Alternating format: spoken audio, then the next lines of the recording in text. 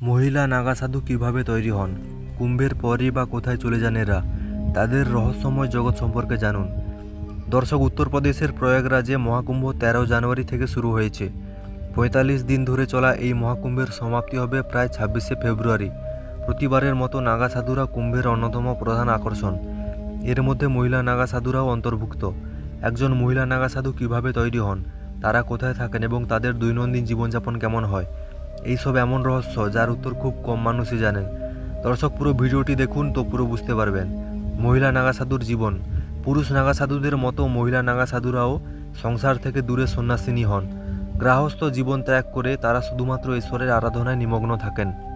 তাদের জন্য সম্পর্ক, মোহ, মায়া, অর্থ সম্পত্তির কোনো মূল্য নেই।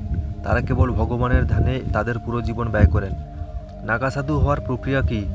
একজন মহিলা নাগা সাধু হওয়ার প্রক্রিয়া অত্যন্ত কঠিন।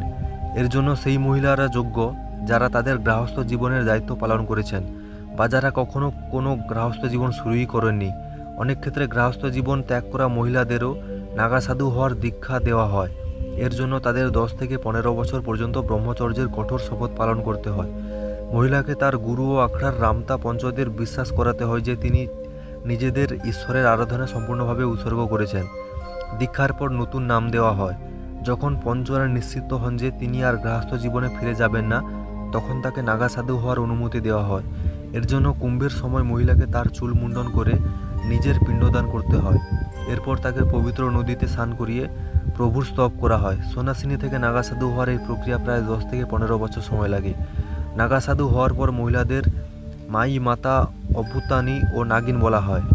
তাদের মর্যাদা অন্যান্য সন্ন্যাসিনীদের তুলনায় অনেক বেশি হয় এবং তারা আশ্রম ও সাধারণ মানুষের মধ্যে অনেক সম্মান লাভ করেন। দীক্ষার পরে তাদের নতুন নাম দেওয়া হয়। মহিলা নাগা সাধুর খাদ্যাভ্যাস কী? বন্ধুরা, নাগা সাধু হওয়ার পর মহিলারা প্রতিদিন কঠোর সাধনা করেন।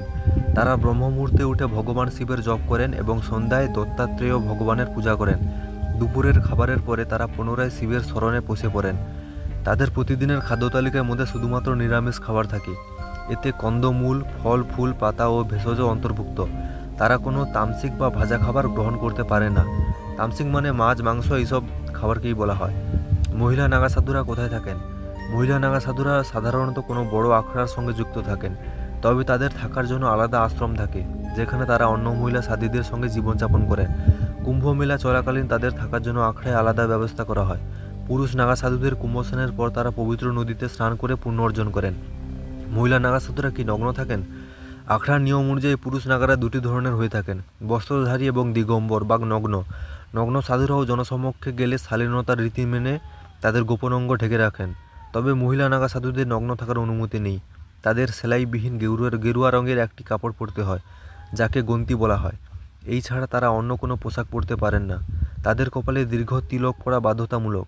কুম্ভ শেষ হওয়ার পর তারা তাদের আশ্রমে ফিরে যান।